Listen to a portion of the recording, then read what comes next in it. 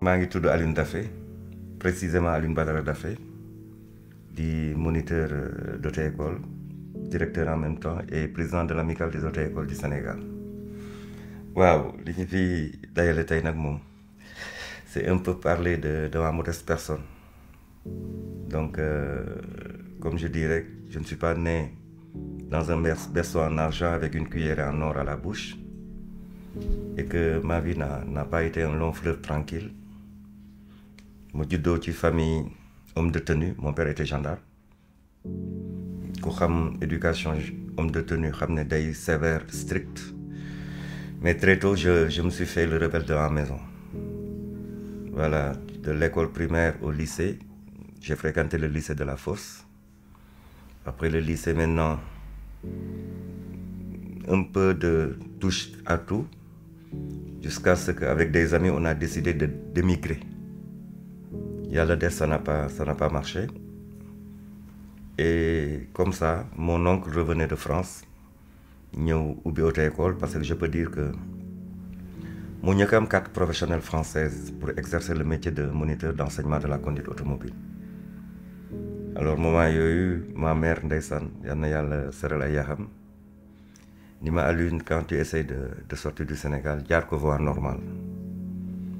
Un jour ñu ànd dem ambassade Espagne ñu ngi woon ci kaw Sorano. Alors en rentrant mu ne ma nañ jàdd Colobane seet sa ndijaay. Alors quand je suis venu grand bi di ma tooñ naan ma nit mën na toog Sénégal tekki quoi bul am hantise ne da nga war a génn pour réussir. mu ne ma qu'est-ce que tu fais mais en ce moment ma ne ko je fais rien.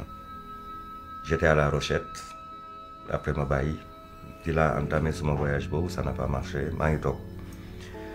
mu ne ma bon maintenant comme tu fais rien da ngay ñëw di ma jàppale. ma ne ko si tons moi je suis pas fait pour vivre au Sénégal quoi.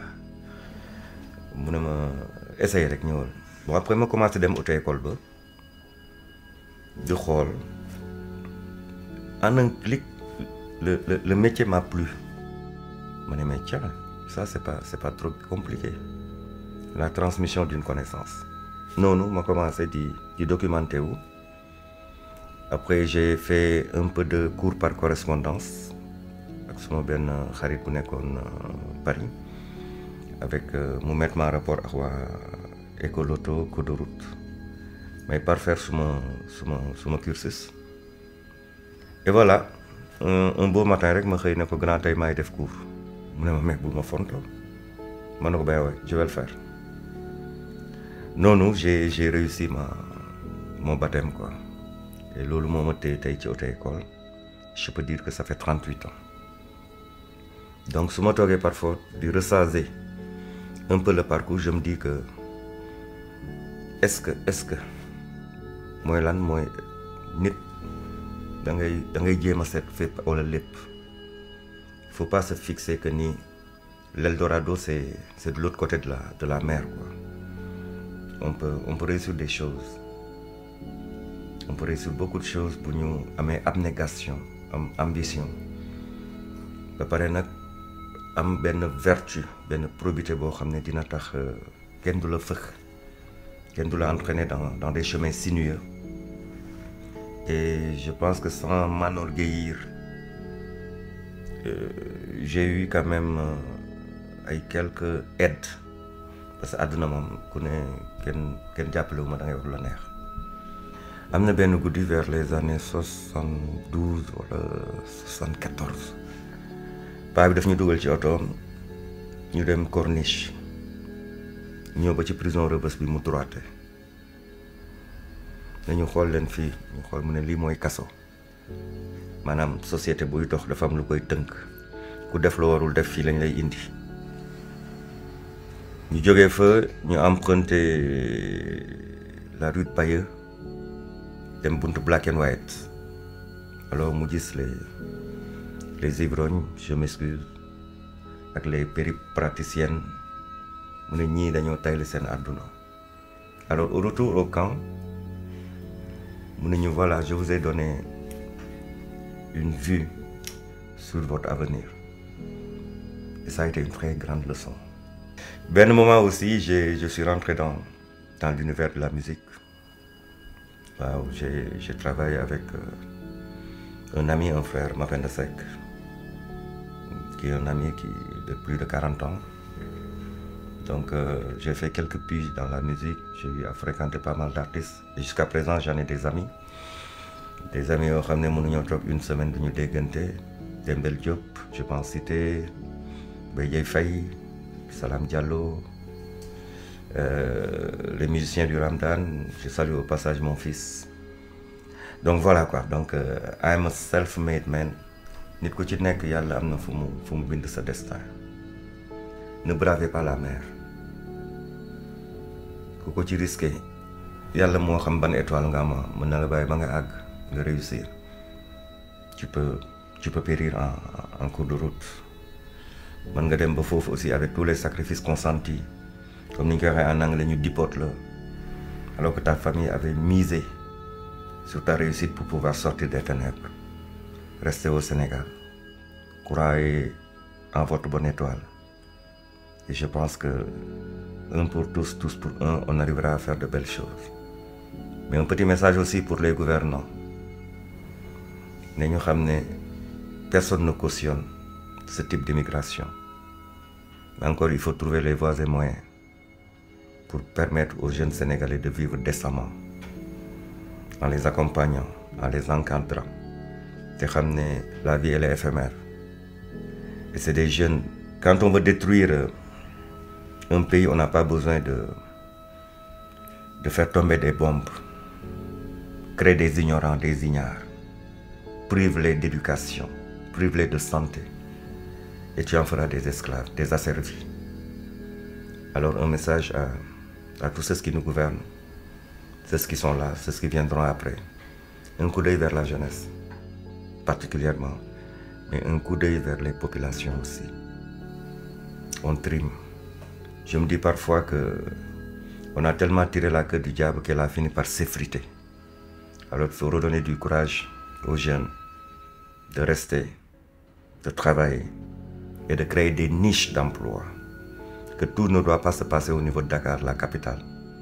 Qu'on essaie de décentraliser les pouvoirs, décentraliser les moyens de subsistance. Fi yàlla namm ne fa nga war a tekkee kenn mënu ci dara. Et je fais un petit clin d'œil à ñi nga xam ne ñooy partager avec man cette belle profession qui est l'enseignement de la conduite automobile. Particulièrement le bureau de l'amicale des moniteurs et employés d'auto-école du Sénégal. Généralement maintenant à tous ceux qui gravitent autour de cette noble profession. Que ce soit à Dakar, dans les régions. Je pense que c'était pas mal. Donc dire que la vie est un perpétuel combat. Il y a un philosophe qui disait: on n'hérite pas de la terre de nos ancêtres, mais on emprunte celle de nos enfants. Alors que le bon Dieu nous donne les moyens de réussir certains paris, de mener à bien certains chantiers pour le bien-être des populations. Parce que aussi qu'on ne perde pas de vue une personne qui n'a pas de savoir-vivre, qui n'a pas de savoir-être, ne pourra jamais avoir un savoir-faire. Pour le développement d'un pays, on n'a pas besoin de moyens. C'est une question de mental. Alors cultivons le mental de progresser. Retournons aux us et coutumes, c'est-à-dire le partage, l'entraide. Et c'est des choses qui commencent à sortir de l'univers du Sénégal. On est devenu un pays un peu agressif, violent. Et ça se répercute sur le développement. Les termes qu'on emploie verbalement, c'est des termes qui sont parfois indécents, parfois violents. Et moi, je suis vraiment contre cette culture. La culture de la violence ne réglera rien du tout. Alors encore une fois, à nos fils, nos neveux, nos petits-fils, on peut faire du Sénégal un Eldorado.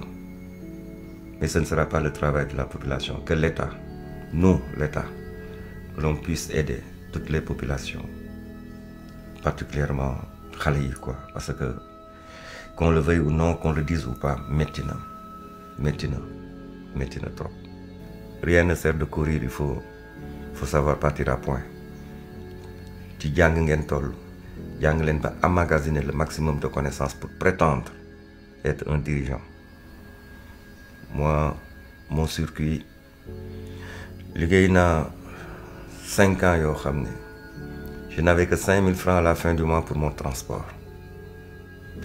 Et je peux dire que j'ai été moniteur à l'auto-école de mon oncle pendant 15 ans avant d'aspirer à ouvrir la mienne.